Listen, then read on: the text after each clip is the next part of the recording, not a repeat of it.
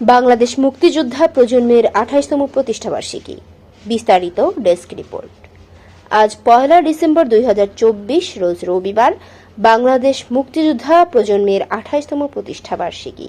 শহীদ জিয়াউর রহমানের মাজারে শ্রদ্ধা নিবেদন করেন মুক্তিযোদ্ধা প্রজন্মের কেন্দ্রীয় কমিটির নেতৃবৃন্দ সহ সারা বাংলাদেশের মুক্তিযোদ্ধা প্রজন্মের সদস্যবৃন্দ। উপস্থিত নেতৃবৃন্দর স্লোগান হল, সাহসী মানুষ ঐক্য চাই, লড়াই ছাড়া মুক্তি নাই।